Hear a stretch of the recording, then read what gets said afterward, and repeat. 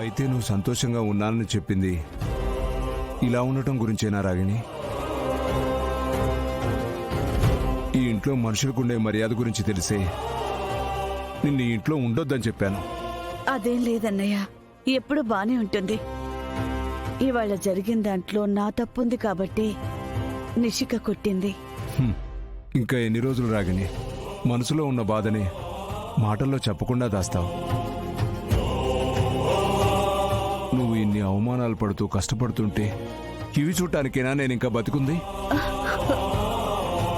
తోడబుట్టిన చెల్లి కష్టం తీర్చలేని అన్నయ్య ఇంట్లో నువ్వు పుట్టకుండా ఉండాల్సిందమ్మా. ఏంటన్నయ్య ఆ మాటలు?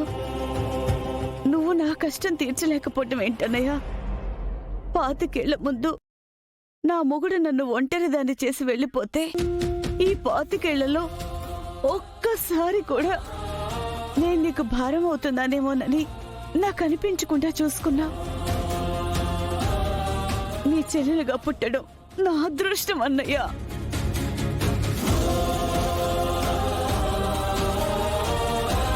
ఇంకా రాగిణి ఈ కష్టాలు ఎన్ని రోజులు పడాలి జగదాత్రి? ఇంకొన్ని రోజులే నాన్న. మీనన్ గురించి నా టీం అంత కష్టపడుతున్నారు. ఏ ఒక్క చిన్న లీడ్ దొరికినా ఆ మీనన్ చాప్టర్ క్లోజ్ అయిపోతుంది. ఈ సమస్య నుంచి అత్తని త్వరగా బయటపడేసి మన ఇంటికి తీసుకొచ్చే బాధ్యత నాది.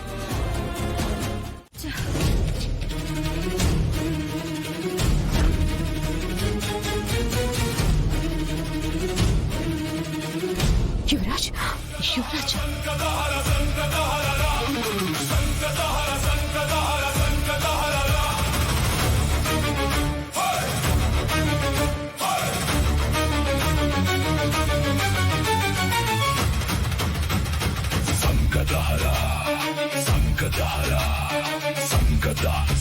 ఏమన్నా నిషి? ఇప్పుడు నువ్వేమన్నావు? యువరాజ్ ఆగు, ఆవేశపడకుండా నిషిగా చెప్పేది విను. నిషి, నేను మాట్లాడుతుంది నీతోనే. మాట్లాడు. అబ్బోడా, అరవకురా, అందరూ వస్తారు. మా అడిగిన దానికి సమాధానం చెప్పు నిషి. నువ్వన్నది నేను విన్నది నిజమేనా? నిజమే యువరాజ్, నిజమే.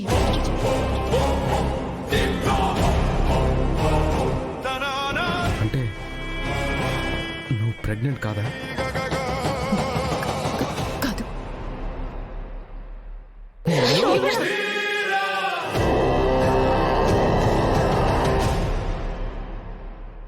వద్దు, అమ్మి ఎందుకు అబద్ధం చెప్పుండదు.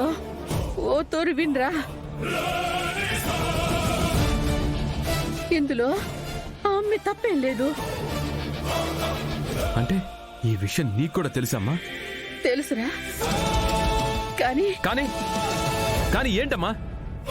నన్ను అందరి ముందు యదమని చేశారు కదా. పిచ్చోడ్ల అందరికీ ఫోన్ చేసి చెప్తున్నా. అప్పుడైనా నాకు నిజం చెప్పాల్సింది కదా. చెప్పారా?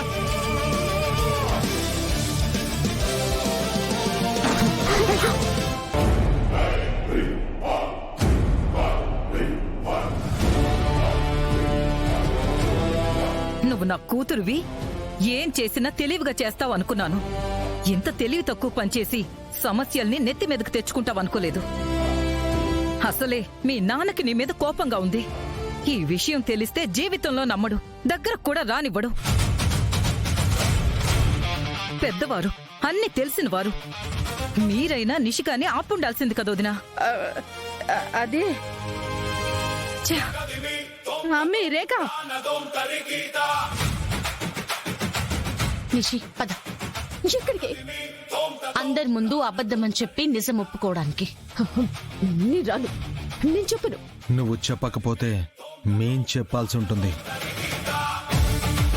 కనీసం నిజం నువ్వే చెప్తే కొంచెమైనా క్షమిస్తారు. నీకు 10 నిమిషాలు టైం ఇస్తున్నాను. నువ్వే నిజం చెప్పాలి, లేదంటే నేనే చెప్పేస్తా. అమ్మి, ఇప్పుడు ఇంట్లో ఫంక్షన్ ఉండాది, బంధువులు కూడా వస్తా ఉండారు కదా.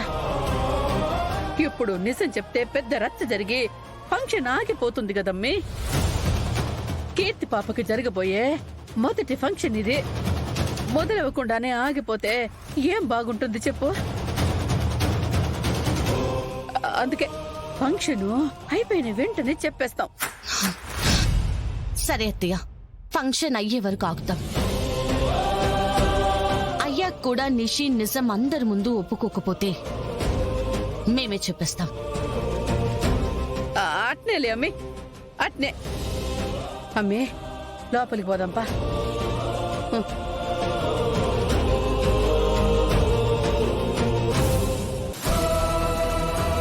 నిజం బయటపడ్డాక కూడా దాని కళ్ళల్లో కొంచెమైనా బాధ ఉందేమో చూసావా? రాక్షసే అది.